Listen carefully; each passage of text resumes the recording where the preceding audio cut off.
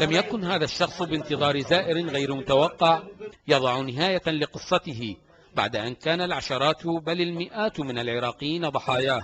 الشخص متقمص شخصية الطبيب محمد حمزة الخزاعي، مفتتحا عيادة طبية في حي البياع ببغداد يكتب فيها الوصفات ويعاين المرضى، بل ذهب إلى إجراء عمليات جراحية لأبرياء خدعهم لقبه العلمي وانساقوا وراء طيبتهم وبحثهم عن الشفاء.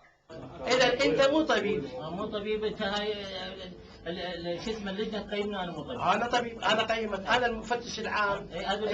الوزارة أنا أعلى سلطة. عبد المحسن الخزاعي. نعم. أنا محمد حمزة الخزاعي. أنت ما شرفني، أنت ابن عمي ما شرفني.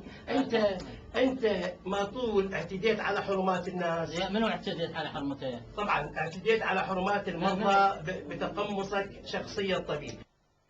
كاميرا السومرية رافقت المفتش العام لوزارة الصحة الدكتور عادل محسن، ودخلت معه عيادة الطبيب المزيف الذي ادعى حصوله على شهادات عدة في طب العيون والباطنية، وحتى شهادة البورد في الباطنية من لندن حسب قوله، وهي شهادة غير موجودة أصلا. أنت ماخذ أوراق مزورة باسم دكتور محمد حمزة، وادعيت انت راجع الى البلد قبل سنه من 2008، وبما انه اكو فعلا اكو واحد اسمه دكتور محمد حمزه، اذا صحه الصدور موجوده راح نجيب دكتور محمد حمزه اللي انت متقمص شخصيته. انا طبيب واخصائي عيون والمستشفى التدريبيه. اخصائي عيون؟ نعم. زين، واخصائي باطنيه ايضا ماخذ. انا مشتغل انا ماخذ بورد بالباطنيه، فانت طماطم على كل شيء. انا اشتغل كل شيء، انا عندي ذكاء وافهم كل شيء يعني. وكشماعة استخدمها كثيرون، لجأ الطبيب المزيف إلى الادعاء بأنه سياسي ومضطهد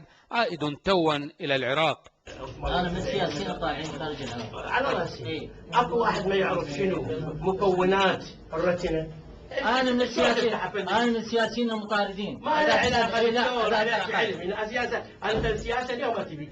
أنا أحكي، أنت طبيب لا مو طبيب، أنت بس أنا لا أثبت لك طبيب وهاي كل. بس أقول هسه أنت بالحكي العلمي أثبتت لي أنت مو طبيب. مفتش وزارة الصحة أعرب عن أسفه لسماح مستشفيات حكومية لهذا الشخص بإجراء عمليات جراحية فيها. أنا حتى الأبندكس ذاك يوم سويتها. الله يسعدك.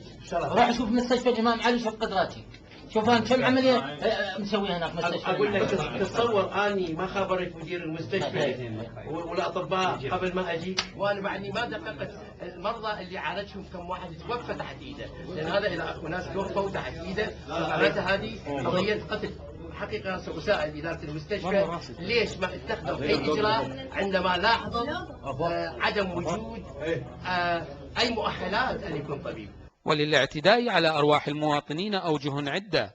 لم يكن متوقعا أن تكون عيادة طبيب مكانا لها، أمر يدفعنا لأن نتوقف كثيرا قبل أن ندخل عيادة استشاري يستخدمها طبيب غيره، بل ويدعونا لأن نتحقق منه قبل أن نسمح له حتى أن يعاين مرضانا مستقبلا. محمد الغزي، السومرية.